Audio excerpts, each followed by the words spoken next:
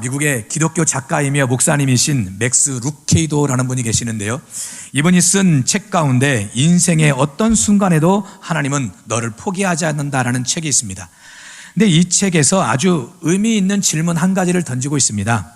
왜 사람들은 이전보다 안전한 세상에 살면서 왜 이전보다 훨씬 더 불안해하는가? 사실 생각해보면 그렇지요. 여러분, 과거와 비교하면 지금 우리는 훨씬 더 편안한 세상에서 살고 있지 않습니까?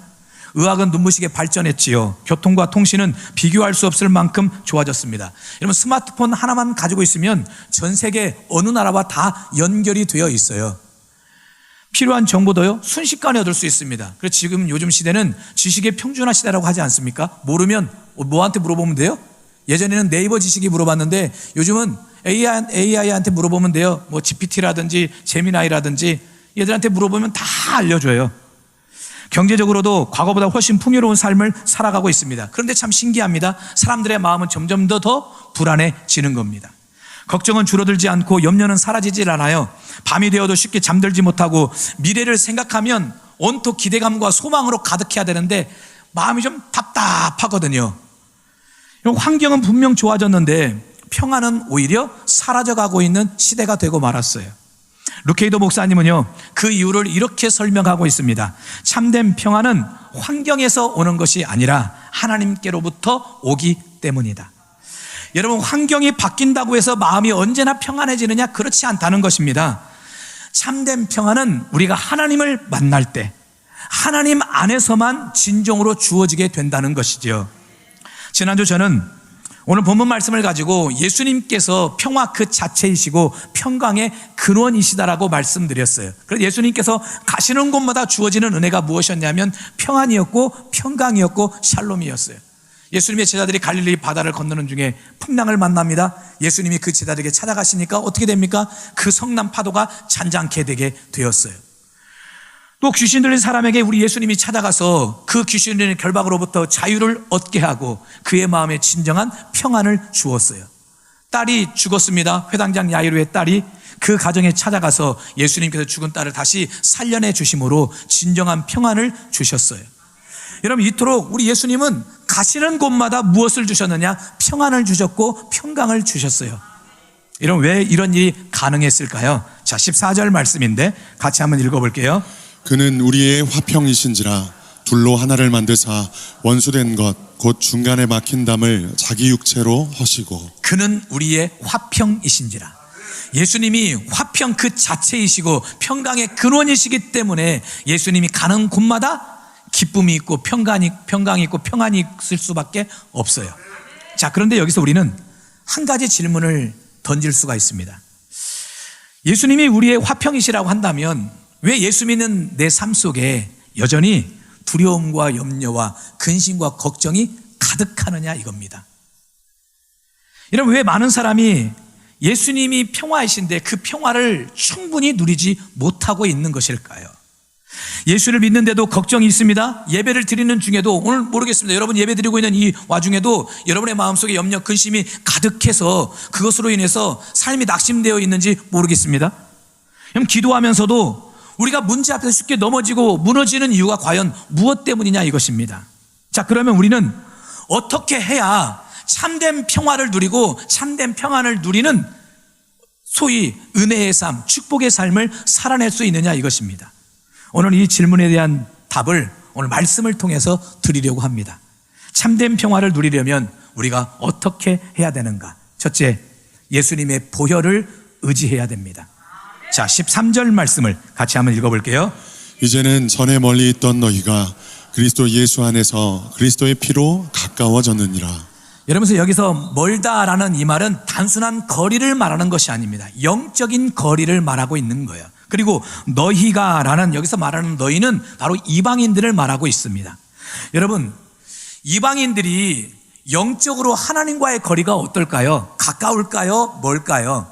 멀지요. 멀어도 이게 보통 먼 것이 아니라 마치 생과 죽음의 거리만큼 멀리 떨어져 있어요. 더 쉽게 표현하면 이방인들은 절대로 하나님과 가까워질 수 없는 그런 먼 거리의 사람들이었습니다. 여러분, 우리가 일반적으로 죽음이라는 말을 언제 사용하느냐? 죽었다. 여러분, 숨이 끊어진 상태를 우리는 죽었다라고 말하지요. 그러나 성경은 죽었다라는 것을 숨이 끊어진 상태를 말하는 것보다도 separation, 이게 분리, 단절이라는 말이거든요. 신학적으로는 deep separation이라고, 더 깊은 분리, 더 깊은 단절이라고 이야기해요. 세상은 숨이 끊어져야 죽었다고 말하는데 성경은 죽었다는 것을 하나님과 분리되고 하나님과 단절된 그 상태를 죽었다라고 말해요. 더 심각하게 죽은 사람은 어떤 사람이냐? 하나님과 더 깊이 단절되고 하나님과 더 깊이 분리된 사람들은 더 심각하게 죽은 사람이겠지요. 여러분, 이렇게 이방인들이요, 오늘 저와 여러분들로 적용해 보자면 오늘 우리들이 하나님과 분리되었어요. 하나님과 단절되었는데 이 단절된 거리, 분리된 거리가 deep separation, 아주 깊은 분리요, 깊은 단절이었어요. 그러니 아브라함에게 주신 약속이 우리와 상관이 있습니까? 없다는 것이지요. 또 특히 훗날 새 예루살렘을 통해서 주실 그 엄청난 하늘의 은혜와 축복이 우리하고는 아무 상관이 없었다는 것입니다. 그러니 다른 말로 표현하면 우리는 구원의 아웃사이더였어요. 이런 우리가 그리스도의 피로 인해서 하나님과 가까워졌어요. 예수님이 흘리신 보혈의 피로 구원 안에 들어오게 되었고 하늘의 신령한 은혜와 축복을 누리는 자가 되었어요. 이제는 아브라함의 약속이 우리의 약속이 되었고 새 예루살렘을 통해 주시는 그 은혜와 축복이 우리의 것이 될 수 있었어요. 이 모든 것이 무엇 때문에요? 예수님께서 흘리신 그 보혈의 피 때문입니다. 여러분, 이런 의미에서 우리가 진정 마음속의 평화를 누리기를 원한다면 예수님의 보혈의 피로 우리의 심령을 먼저 정결하게 해야 될 줄 믿습니다. 여러분, 죄가 있는 상태에서는요, 내가 아무리 많은 좋은 것을 가지고 있어도 절대 내 마음에 평안이 찾아올 수 없어요. 여러분 아시겠지만 우리 마음의 평안을 빼앗는 가장 원흉이 무엇이냐면 죄거든요. 죄는요, 우리 마음을 상하게 합니다. 우리 마음을 어둡게 만들고 우리를 두렵게 만들고 죄가 끊임없이 우리를 속박하고 억눌러요. 그러므로 죄를 마음에 품고 있는 한 참된 평강과 평안은 절대 주어질 수 없는 거예요. 미국의 대표적인 추리소설가 중에 에드가 앨런 포라는 사람이 있는데 이 사람이 쓴 장편 소설 중에 고자질하는 심장이라는 소설이 있습니다. 내용은 간단합니다. 어떤 한 사람이 사람을 죽였어요. 사람을 죽이고 이 사람의 시체를 자기 집 거실 이 마룻바닥에다가 숨겼는데 하여간 기가 막히게 완전하게 숨겼어요. 경찰이 와서 여기저기 살인 흔적을 찾아보려고 해도 찾을 수 없었고 주변의 모든 이웃들도 그 어떤 살인 흔적을 찾을 수가 없어요. 완전 범죄가 돼버린 것이지요. 근데 이상합니다. 이 살인자의 양심 속에 그 죽은 시체의 심장 소리가 쿵쿵 하고 들리는 거예요. 이 소리는 다른 사람에게 들리는 것이 아니라 이 살인자에게만 들리는 거예요. 처음에는 소리가 작게 들렸는데 점점점 이 소리가 크게 들리는 것입니다. 여러분, 소설에서는요, 그렇게 들려지는 그 심장 소리를 고자질하는 심장이라고 표현을 했어요. 여러분, 결국요, 아무도 이 사람을 밀고 한 사람이 없어요. 이 사람을 살인자라고 의심하는 사람도 없었어요. 완전 범죄가 되었기 때문에. 그러나 계속해서 이 고자질하는 그 심장의 그 소리 때문에 이 사람은 견디다 못해서 자신의 죄를 자백하게 되었다는 그런 소설입니다. 그런데 여러분, 이것은 소설 속 이야기만이 아닙니다. 성경에도 이와 비슷한 사건이 소개되고 있어요. 바로 다윗이지요. 여러분, 다윗은 밧세바가 간음하고 그 죄를 감추기 위해 우리아까지 죽게 만들었어요. 겉으로 보기에는 모든 것이 완벽하게 숨겨진 것처럼 느껴졌어요. 왕이라는 권력을 가지고 있었고 백성들도 몰랐고 심지어는 신하들도 몰랐어요. 그런데 다윗의 마음은 희한합니다. 평안하지 않는 거예요. 여러분, 그때 다윗이 어떤 심정을 가지고 있었는지 그가 이렇게 고백하고 있어요. 시편 32편 3절 4절 같이 읽어봅니다. 내가 입을 열지 아니할 때에 종일 신음함으로 내 뼈가 쇠하였도다. 주의 손이 주야로 나를 누르시오니 내 진액이 빠져서 여름 가뭄에 마름같이 되었나이다. 여러분, 말씀 좀 그대로 띄워주세요. 내가 입을 열지 아니하. 다윗이 누구에게도 말을 했다는 겁니까? 자신의 잘못을 이야기하지 않았어요. 그런데도 종일 신음하고 내 뼈가 쇠해졌다는 거예요. 또 주의 손이 주야로 나를 누르오니, 어떻게 보면 조금 전에 소설같이 고자질하는 심장 소리가 늘 들렸던 것이지요. 그래서 내 진액이 빠져서 여름 가뭄에 마름같이 다윗이 점점 살이 빠져가는 거예요. 얼굴이 헬스케치고 살 빠지고. 여러분 보세요. 몸은 분명히 왕궁에 있습니다. 왕궁 생활이 얼마나 편안하겠습니까? 그러나 마음이 평안하질 않아요. 마음에 기쁨이 없어요. 죄를 감추었지만 죄가 다윗을 끊임없이 놓아주질 않고 마치 고자질하는 심장처럼 쿵쿵쿵 만들었거든요. 죄책감이 그의 영혼을 짓눌렀어요. 자, 이런 다윗이 하나님 앞에 자신의 죄를 자백합니다. 토로하고 고백합니다. 그러자 어떻게 되는가? 5절 말씀인데 같이 한번 읽어봅니다. 내가 이르기를 내 허물을 여호와께 자복하리라 하고 주께 내 죄를 아뢰고 내 죄악을 숨기지 아니하였더니 곧 주께서 내 죄악을 사하셨나이다. 죄를 토해내는 순간 죄사함을 얻게 되었어요. 용서가 임합니다. 그리고 잃어버렸던 그 마음의 평강을 다시 다윗이 되찾아올 수 있었어요. 여러분, 이처럼 죄가 우리 안에 있으면요, 불안이 우리를 찾아와요. 두려움이 우리를 쫓기 시작합니다. 죄책감이 우리를 끊임없이 눌러요. 이런 마음에 어찌 평안이 임하고 평강이 임할 수 있겠습니까? 그러므로 우리의 마음에는 죄를 품고 살면 안 돼요. 십자가 앞에 나가서 반드시 죄를 처리해야 될 줄 믿습니다. 여러분, 제가 누누이 말씀드리지만 우리 교회는 예배 시간 전에, 예배가 시작될 쯤에 참회의 기도 시간이 있습니다.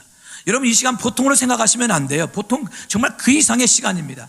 한 주간 동안 살면서 우리가 지었던 모든 죄를 하나님 앞에 토로해내는 시간이에요. 토해내는 시간이고 회개하는 시간이에요. 그렇게 토해내는 우리의 심령에 하나님이 용서의 은혜를 주시고 사죄의 은혜를 허락해 주시는 거예요. 그 마음에 하나님의 은혜가 임하고 말씀이 임하고 평강이 임하는 거예요. 성경은 요한일서 1장 9절에서는 이런 사실을 이렇게 말씀하고 있어요. 자, 같이 한번 읽어볼게요. 만일 우리가 우리 죄를 자백하면 그는 미쁘시고 의로우사 우리 죄를 사하시며 우리를 모든 불의에서 깨끗하게 하실 것이요. 여러분, 여기서 자백하다라는 이 말이 토해내다, 떨어버리다 라는 뜻이거든요. 내 안에 있는 모든 죄를 십자가 앞에 나아가서 다 토해내는 거예요. 회개하는 겁니다. 마치 내 몸에 먼지가 묻었으면 툴툴 털어내듯이 하나님 앞에 우리의 모든 죄를 다 툴툴 털어내는 것입니다. 그러면 하나님이 우리에게 은혜를 주시는 거예요. 평강을 주시는 것입니다. 여러분, 질병이라는 영어 단어가 disease죠. disease. 근데 이 단어는요, 두 단어의 합성어입니다. dis, 없애다, 분리라는 말과 ease, 편안함, 평안이라는 말이 합해진 말이 바로 질병이라는 disease예요. 여러분, 질병이 무엇이냐? 우리는 어디가 아파야 병에 걸렸다고 이야기하는데, 여러분, 원어적으로 보면 질병은 평안이 없는 상태, 편안함을 잃어버린 상태가 바로 질병인 거예요. 여러분, 오늘날 얼마나 많은 사람들이 질병에 걸려 있는지 몰라요.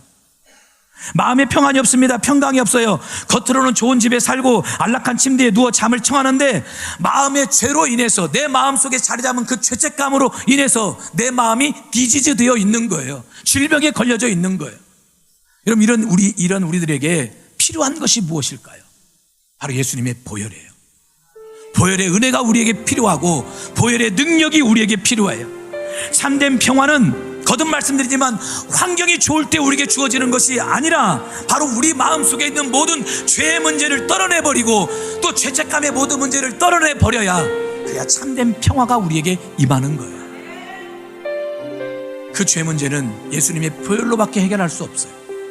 예수님이 흘리신 그 보혈의 피로만 우리의 모든 죄를 덮어버릴 수가 있어요. 그러므로 오늘 저와 여러분 모두 십자가 앞에 나가십시오. 주님 앞에 나아가셔서 언제나 우리의 모든 죄를 다 토해내십시오. 떨어내버리십시오. 회개하십시오. 그런 저와 여러분의 심령 안에 하나님이 주시는 진정한 평안과 평화, 평강이 가득 넘치시는 역사가 있길 주님의 이름으로 축원합니다. 아멘. 보혈을 지나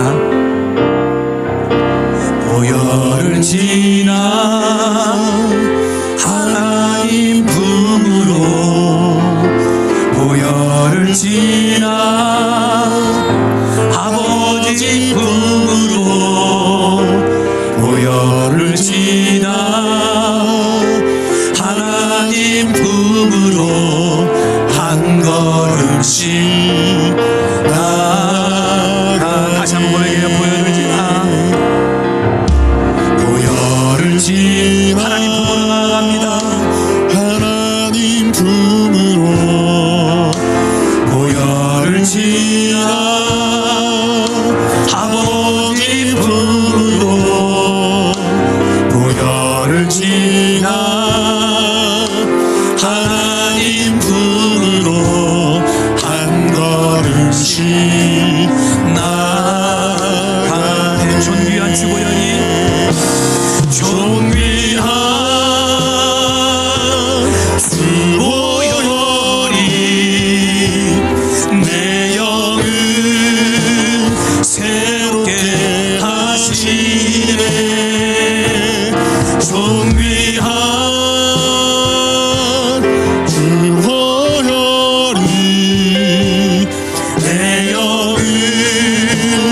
새롭게 존귀한 주님의 보혈이 존귀한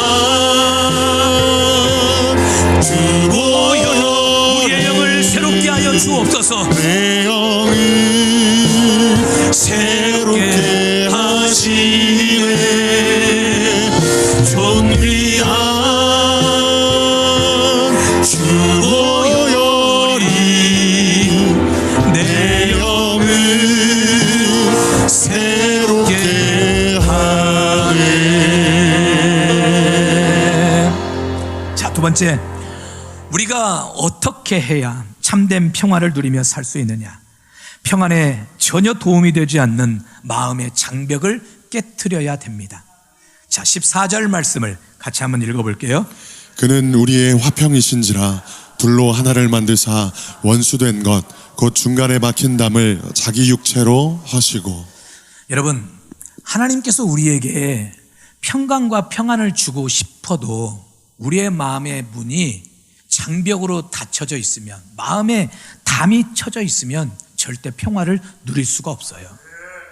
여러분, 14절에서 예수님께서 막힌 담을 허셨다고 말씀하고 있는데, 여기서 막힌 담이 무엇이냐? 성경학자들은 두 가지로 해석을 합니다. 하나는, 첫 번째는 지난주에 제가 말씀을 드렸지요. 성전의 구조를 보면 이방인들의 성전 출입을 금하기 위해서 담을 세워뒀다고 했어요. 그것을 소래그라고 이야기합니다. 저 보세요. 여러분, 이방인들만 다닐 수 있는 이방인의 뜰이 있습니다. 이방인들은 저곳밖에 출입을 못해요. 만약에 성전 안으로 들어갔다가는 이방인들 누구를 막론하고 다 죽어요. 그래서 저 소래그 1.3m 정도밖에 되지 않는 저 담인데, 저 담에는 경고문이 써져 있다고 했지요. 누구든지 이방인 가운데 이 담을 넘어 성전 안으로 들어오면 다 죽는다는 것입니다. 여러분, 이 담이 14절에서 어떤 담이라고 말하냐면 원수처럼 막혀있는 담이라고 했어요. 여러분, 예수님께서 십자가에서 못 박혀 돌아가시는 그 순간, 죽으시는 그 순간 이 담이 허물어졌다는 것입니다. 이게 첫 번째 해석이고요. 또 하나의 해석은, 여러분, 성막에는 성소와 지성소를 구분짓는 휘장이라는 것이 있습니다. 저게 바로 조그마한 공간이 지성소예요. 저 지성소 안에는 법궤가 들어 있습니다. 그리고 반대편에는 성소인데, 이 성소에는 금촛대하고 분향단하고 또 떡상이 있어요.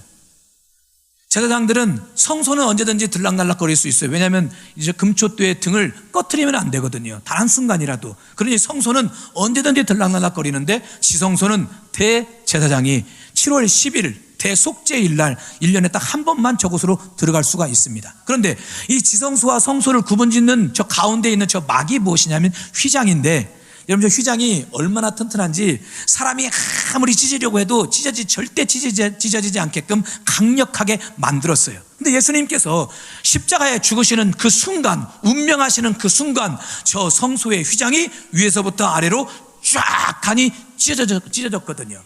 이것을 막힌 담을 허물었다라고 해석하고 있습니다. 자, 그럼 여러분, 질문 하나 드려볼게요. 여러분, 이 두 가지 해석 중에 어느 것이 더 옳은 해석일까요? 후자. 또 전자 있습니까? 전자? 전자는 뭐 전자회사도 아니고요. 전자. 여러분, 저는 이 두 가지 해석이 다 옳다고 봅니다. 어느 한쪽으로 치우친 해석보다는 두 가지 해석이 다 옳다고 봐요. 왜냐하면 성전의 소래그는요, 인간과 인간의 담입니다. 이방인들이 절대 유대인의 성전에 들어갈 수 없는 인간과 인간의 담이고, 성소의 휘장은 하나님과 인간에 막혀있는 담입니다. 근데 예수님께서 십자가를 통해서 이 원수되었던 모든 담을 다 허물어 주심으로 우리가 언제나 하나님 앞에 나아갈 수 있게 되었어요. 뿐만 아닙니다. 예수 그리스도 안에서는 원수도 없게 된 줄 믿습니다. 그러니 막힌 담이 허물어지는 것이 평화를 얻고 평강을 얻을 수 있는 길이 되었던 것이지요. 그런데 여러분, 오늘 우리의 마음속에 이런 막힌 담이 얼마나 많이 있는지 몰라요. 여러분, 심리학에서는요, 심리학자들은요, 사람과 사람 사이를 가로막는 막힌 담을 때로는 선입견, 편견이라고도 이야기를 합니다. 여러분, 편견과 선입견은 하나님이든 사람이든 쉽게 용납을 못해요. 한번 그 사람에 대한 선입견을 갖고 편견을 가지고 있으면 모든 것을 다 그렇게 볼 수밖에 없거든요. 이건 하나님께도 마찬가지예요. 또한 마음의 장벽이 상처와 아픔을 말할 수도 있어요. 브루스 톰슨이 쓴 내 마음의 벽이라는 책에 보면 어린 시절부터 지금까지 우리는 살면서 수많은 마음의 장벽을 쌓고 있다고 합니다. 그 많은 마음의 장벽 가운데 가장 심각한 장벽이 상처와 아픔이래요. 어린 시절 부모에게 받았던 상처이든 아니면 친구로부터 받았던 상처이든 또 살면서 누군가로부터 받았던 상처와 아픔, 이것이 마음에 큰 장벽을 쌓고 있어서 대인관계에서도 또 신앙생활에도 절대 유익되지 않는다고 이야기를 해요. 여러분, 사람은 상처를 받으면요 자신을 보호하기 위해서 방어기제를 펼치거든요. 자꾸 마음속에 장벽을 쌓는 것입니다. 그런데 문제는 그 벽이 다른 사람만 막는 것이 아니라 때로는 하나님이 우리에게 주시는 은혜와 축복도 가로막을 때가 있어요. 그러니 상처로 인해 쌓인 마음의 벽이 절대 우리에게 유익하지 않은 것이지요. 이런 마음의 벽이 무너져야 우리에게 진정한 평안이 임하고 평화가 임할 수 있어요. 근데 요즘은 소통의 부재로 인해 쌓인 마음의 장벽도 있다고 그러더라고요. 어느 교육 전문가가 그러대요. 자녀들이 가장 힘들어하는 것이 무엇이냐면 소통의 부재래요. 엄마 아빠하고 말이 안 통해요. 여러분, 청소년 아이들을 대상으로 설문을 조사했는데요 71%가 엄마 아빠랑 말이 통하지 않는데요. 결코 작은 수치가 71%가 100명 중에 71명이 아빠랑 말이 안 통하고 엄마랑 말이 안 통한대요. 어느 날 아들이 아빠한테 그랬어요. 아빠, 요즘 나 많이 힘들어요. 근데 아빠가 대뜸 하는 말, 얘마, 뭐가 힘들어? 아빠는 너보다 더 힘들어. 야, 학교 다닐 때가 제일 좋은 때야. 근데 네가 무슨 힘들다고. 이러면 말이 돼요, 안 돼요? 소통이 되겠습니까? 안 되겠습니까? 안 되는 거예요. 그럼 실제로요, 미국 한인타운에서 이런 일이 있었다고 합니다. 한 청년이 아버지하고 소통이 안 되는 거예요. 자꾸 그러다 보니까 오해가 쌓이고 다투게 되고 마음이 불편해서 이 아들이 아빠랑 화해하기 위해서 비디오 가게에서 영화 한 편을 빌려와서 아버지랑 그 영화를 보면서 소통을 하고 싶어서 이 비디오를 빌렸는데 그 비디오 제목이, 영화 제목이 무엇이냐면 아버지의 이름으로, In the name of the Father. 여러분, 이 영화 유명한 영화거든요.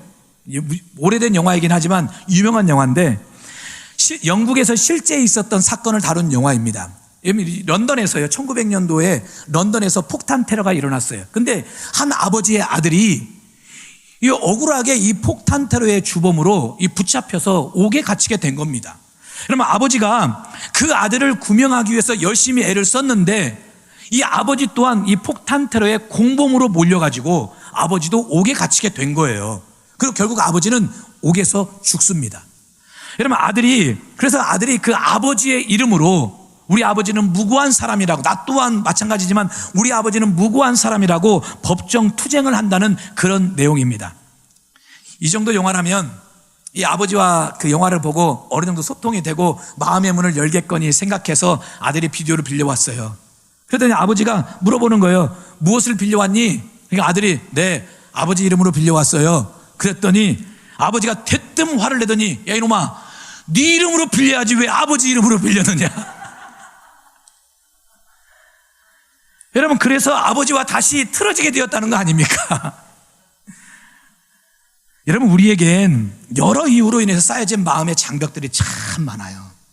그런 마음의 담은 사람과의 관계만 힘들게 하는 것이 아니라 때로는 하나님의 은혜와 축복과 평강을 가로막기도 하는 것이에요. 그러니 우리는 어떻게 해서든지 우리 마음속에 있는 쌓여있는 이 소래그, 마음의 장벽들을 다 무너뜨려야 돼요. 허물어야 됩니다. 그래야 진정한 평안과 평안이 임할 수 있어요. 그러면 어떻게 이 마음의 장벽을 허물 수 있을까요? 세 번째로, 어떻게 우리가 참된 평안을 누릴 수 있을까요? 바로 은혜의 보좌로 나아가 평강과 평안을 구해야 될 줄 믿습니다. 여러분, 진정한 은혜와 평화, 평강은 우리의 힘과 노력만으로 절대 얻어지지 않습니다. 오늘 이 말씀을 듣고, 그래, 내가 내 마음의 문을 좀 허물었으면, 마음의 담을 좀 허물었으면 좋겠는데, 이게 내가 의지한다고, 결단한다고, 다짐한다고 내 마음의 장벽이 무너질까요? 그렇지 않거든요. 하나님의 보좌로 나아가서 은혜를 간구해야 돼요. 갈망해야 돼요. 마음의 장벽을 무너뜨려 달라고 해야 돼요. 자, 17절 18절 말씀인데 같이 한번 읽어볼게요. 또 오셔서 먼데 있는 너희에게 평안을 전하시고 가까운 데 있는 자들에게 평안을 전하셨으니 이는 그로 말미암아 우리 둘이 한 성령 안에서 아버지께 나아감을 얻게 하려 하심이라. 그러면 17절에서 먼데 있는 너희는 이방인을 말하는 것이고 가까운 데 있는 너희는 바로 유대인을 말하는 것입니다. 예수님께서 그렇게 먼데 있는 이방인이나 가까운 데 있는 유대인 모두에게 무엇을 주셨대요? 평안을 전하셨다고 했어요. 근데 우리 한글 성경에는 평안을 전했다라고 이렇게 번역을 했는데 원문에 가까운 번역은 선포하다라는 뜻입니다. 그러니 예수님께서 이방인에게도 평안을 선포하셨고 유대인에게도 평안을 선포하셨다는 거예요. 그 결과 18절에 보니까 둘이 한 성령 안에서 아버지께 나아감을 얻게 되었다는 겁니다. 그래서 이방인도 하나님 아버지께 나아갈 수 있게 되었고 유대인도 하나님 아버지께 나아갈 수 있게 되었어요. 자, 여기서 중요한 표현이 있습니다. 누구께 나아갔다? 하나님께 나아갔다. 여러분, 이것을 히브리서 4장 16절에서는 이렇게 표현하고 있습니다. 같이 한번 읽어봅니다. 그러므로 우리는 긍휼하심을 받고 때를 따라 돕는 은혜를 얻기 위하여 은혜의 보좌 앞에 담대히 나아갈 것이니라. 하나님 아버지께 나아가는 것이 무엇이래요? 은혜의 보좌 앞에 담대히 나아가는 것이래요. 여러분, 반드시 기억하십시오. 우리가 예수 안에서 구원을 받는 순간 여러분과 저는 하나님께 언제나 당당하게 나아갈 수 있게 된 줄 믿습니다. 은혜의 보좌 앞으로 언제든지 나아가서 하나님의 은혜를 받을 수 있게 된 줄 믿습니다. 그렇게 아버지께 나가기만 하면은 16절 말씀에 뭐라고 말하냐? 긍휼을 베푸신대요. 그리고 때를 따라 돕는 은혜를 얻게 된다는 거예요. 그러므로 우리 마음에 평안이 없고 평강이 없을 때, 여러분, 내 마음속에 근심이 가득하고 걱정이 가득하고 두려움이 막 가득 차 있을 때, 뭔가 낙심과 좌절과 절망감으로 내가 힘겹고 어려운 시간들을 보내고 있을 때 하나님 아버지께 나아가십시오. 은혜의 보좌 앞으로 담대히 나아가십시오. 그러면 때를 따라 돕는 은혜를 얻게 될 것이고 긍휼하심을 얻게 될 거예요. 평화를 얻고 평강을 얻게 될 줄 믿습니다. 그렇다면 하나님께 나아가는 방법이 무엇일까요?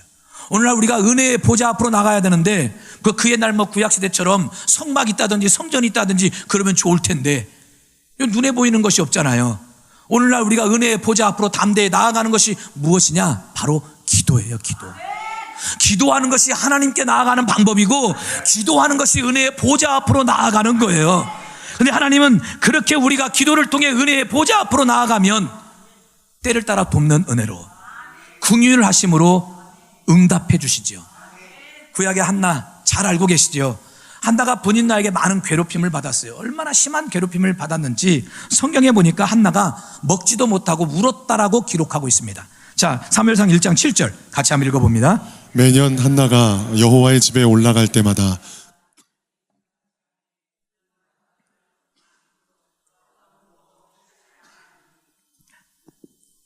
여러분, 얼마나 괴로우면 먹지도 못하고 울기만 할까요? 아마 밤잠을 이루지 못할 만큼 마음이 무너져 있었는지도 모릅니다. 그런데 한나가 그때 어떻게 하느냐? 자신을 그토록 사랑해주는 남편에게 하소연하지도 않습니다. 여러분, 한나도 친한 친구가 있겠지요. 벗이 있지 않겠습니까? 가까운 이웃들이 있겠지요. 그곳에 찾아가서 분인나 그 나쁜, 여러분, 그럴 수도 있잖아요. 그런데 한나는 누구에게도 찾아가서 하소연하지를 않아요. 그녀는 어떻게 하느냐? 하나님의 성전으로 올라갑니다. 은혜의 보좌 앞으로 가요. 하나님 앞에 나아가요. 그리고 하나님 앞에 오히려 하나님 앞에 나아가 울며 기도합니다. 자, 10절 말씀은 같이 봅니다. 한나가 마음이 괴로워서 여호와께 기도하고 통곡하며 자신의 마음을 하나님 앞에 있는 그대로 토해냈어요. 너무 힘들고 어렵다고, 고통스럽다고, 괴롭다고. 여러분, 이렇게 기도로 하나님의 보좌 앞에 나간 그에게 하나님이 놀라운 은혜를 허락하시는데 한나의 기도를 응답해 주신 것뿐만 아니라 성경은 분명한 사실을 말하고 있는데요. 자, 18절 같이 한번 읽어봅니다. 이르되 당신의 여종이 당신께 은혜 있기를 원하나이다 하고 가서 먹고 얼굴에 다시는 근심빛이 없더라. 할렐루야. 오늘 여러분에게 이와 같은 은혜가 있기를 바랍니다. 얼굴에 다시는 근심빛이 없더라. 여러분, 이 응답을 받았을 때 한나의 삶의 모든 문제가 해결되었나요? 환경이 변했나요? 상황이 달라졌나요? 아니요. 환경 달라진 거 아무것도 없어요. 여전히 분인나는 나쁜 지지배였어요. 아무런 변화가 없었어요. 그러나 한나의 마음속에 하나님이 주시는 평안이 임하고 평강이 임하니까 항상 욕을 먹어도, 분인 나가 뭐라고 해도 얼굴에 근심빛이 없어요. 그래서 바울이 골로새서에서 이렇게 권면합니다. 골로새서 3장 15절 같이 한번 읽어볼까요? 그리스도의 평강이 너희 마음을 주장하게 하라. 너희는 평강을 위하여 한 몸으로 부르심을 받았나니 너희는 또한 감사하는 자가 되라. 이 말씀은 예수님의 평안이 우리 마음을 지배하게 하라. 예수님의 평안이 우리 마음을 다스리게 하라라는 뜻입니다. 그러면 모든 근심과 걱정, 두려움과 불안, 분노와 상처와 아픔이 떠나고 평안하게 된대요. 평강하게 된대요. 여러분, 우리 가운데 평안을 갈망하지 않는 사람이 어디 있습니까? 다 평안하기를 원하고 평강하기를 원하지요. 그러나 현실은 그렇지 못할 때가 많아요. 평안을 갈망하는 내 마음에 오히려 아픔이 찾아올 때가 있고, 평강을 갈망하는 우리의 가정에 다툼과 어려운 문제가 닥칠 때가 있거든요. 여러분, 이때 우리가 반드시 기억해야 될 것은 내 힘으로, 내 능력으로, 내가 가진 내 노력으로 그 모든 문제를 해결할 수 없습니다. 하나님 앞에 나아가야 돼요. 은혜의 보좌 앞으로 나아가야 돼요. 기억하십시오. 하나님은 우리의 문제보다도 먼저 우리의 마음에 평안을 주기를 원하시는 분인 줄 믿습니다.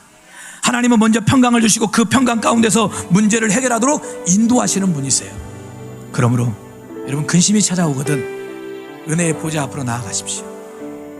여러분의 마음에 막힌 담이 가득 장벽이 쌓여 있다면 은혜의 보좌 앞으로 나아가십시오. 그리고 하나님 앞에 기도하십시오. 두려움이 밀려오거든 기도에 무릎을 꿇으십시오. 그렇게 하나님께 나아가는 자는 결코 빈손으로 돌아오는 일이 없을 것입니다. 하나님께서 베푸시는 긍휼을 맛보고 때를 따라 돕는 은혜를 통해 우리의 마음에 진정한 평안과 평강과 샬롬이 임하게 될 거예요. 오늘 이와 같은 은혜와 축복이 오늘 여러분의 삶 속에, 또 여러분의 가정에, 또 사업장과 직장과 인생 가운데 우리 자녀들에게, 그리고 우리 교회 안에 충만히 임하시길 주님의 이름으로 축원합니다. 아멘.